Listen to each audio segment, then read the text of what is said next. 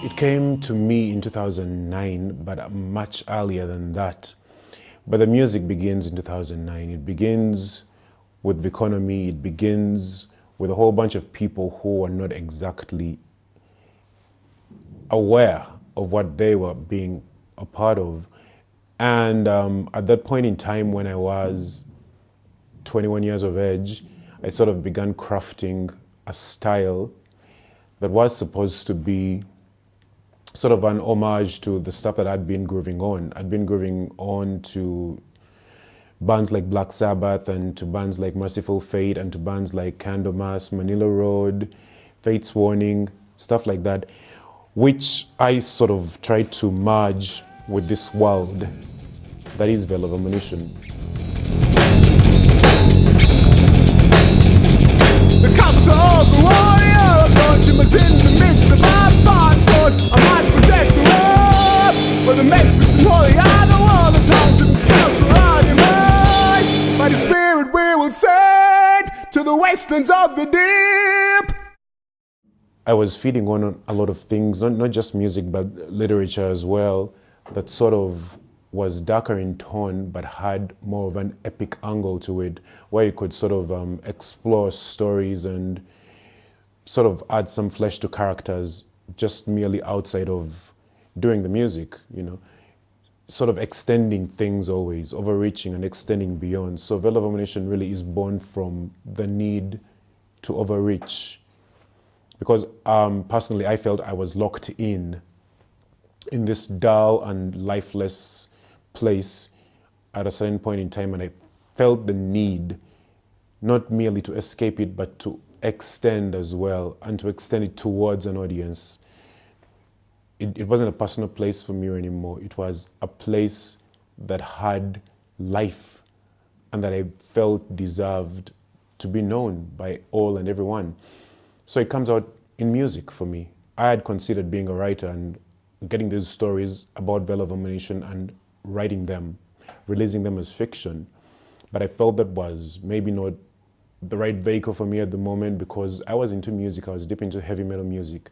And what better way to get that out than through music? So all the stuff that I was into, especially the early Fate's Warning albums, like The Spectre Within and Awaken the Guardian, and the very first Dark Quarter album, Dark Quarter's self-titled album.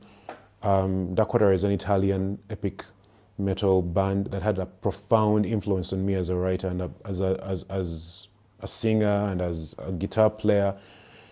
And I wanted to do that kind of thing. I wanted to sort of take what those bands had, but not sound like them at all. A time and place in days before, this mind that's yours was a vessel of mine. Did I evolve into something more pleasant? I tremble to think. Looking through you, I see what I became. A mage with words, a prophet of thoughts, dissecting logic and manipulating belief. I was a different man. I live to destroy, you think you live to reach. I set your body to runs rock and clear. It all that you are.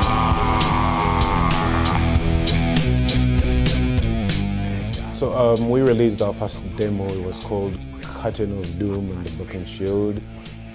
And the demo really had a very rough production, a very raw sound. There wasn't a lot of thinking put into what the songs would express. It was very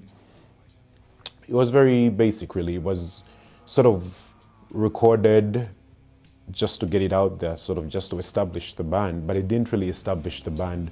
I feel the band gets established much further down the line with Infernal Supremacy, the EP we put out in 2012, released on Legion of Death Records by Shaksul. So he reached out to me and told me, well, if you can get something a bit more riffy, I would be interested in putting that out. So we got to writing and we wrote a song called Black Cathedral, which started out as a 4-minute song and just sort of grew into 3 parts and became this 20-minute piece. Shaksul had that. He thought it was good, but it was quite long. We wanted to do a 15-minute EP.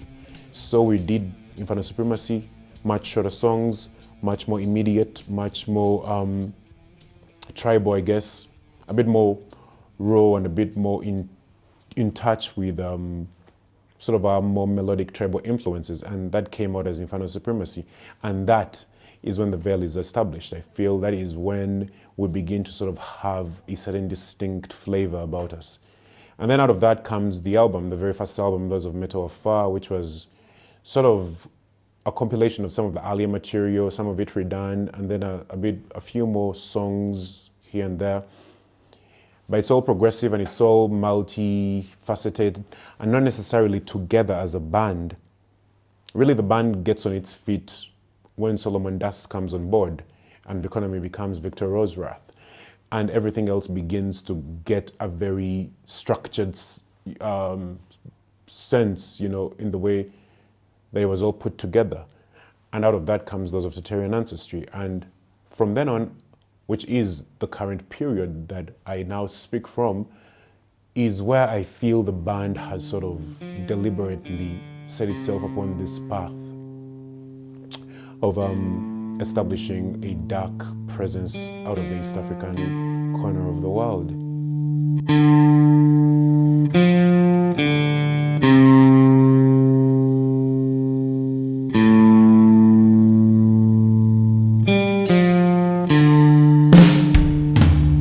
That day atop the hill with my song, slouching towards desolation, in ash and earth and in my penitent robes, listening for the thin voice of forgiveness, my future trembling at the promise of more darkness, hops bad to the far wheel of godly silence, arriving bitter into the valley, a great king uncrowned.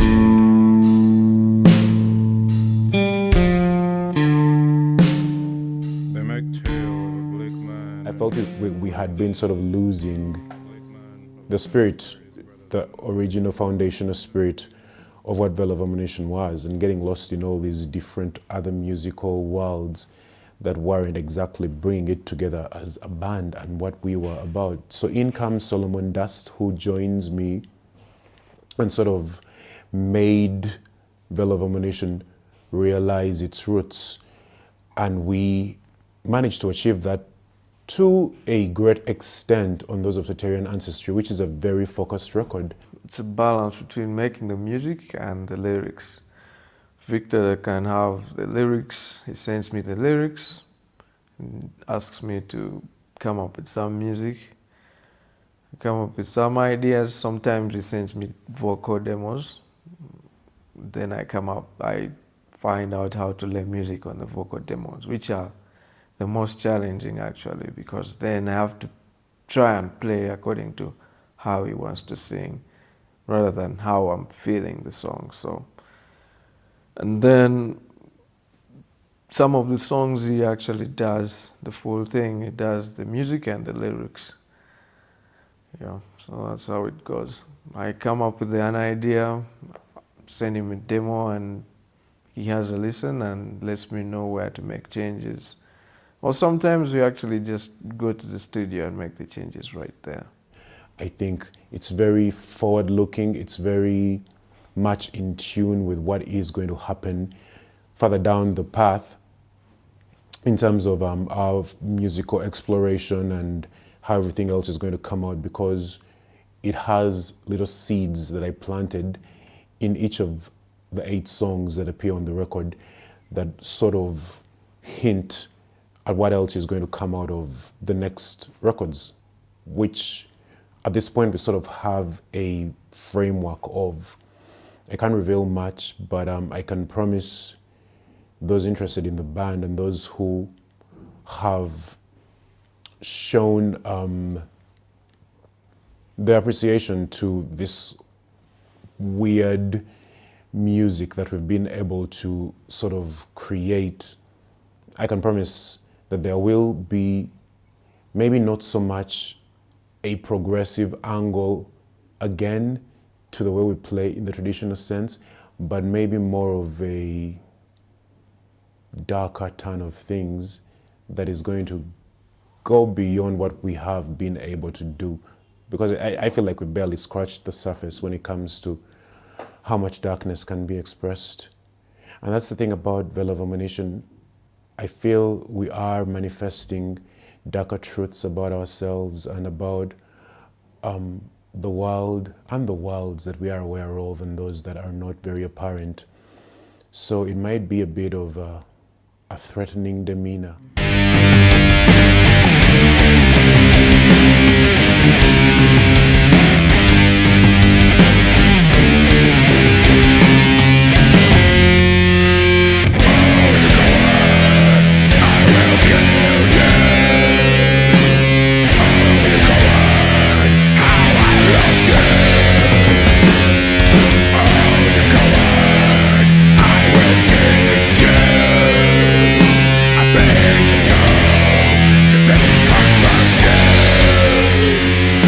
Currently we are working on some of the material. Probably it's going to head in a somewhat different direction. It's traces of the old material, but something a bit different and exciting. I think the next Vale of Amonition record is going to be, it's going to head into more of a folky direction. For lack of a better word, it's going to be more, sound-wise, it's going to be probably more based around elements of doom melded with a bit of tribal influences.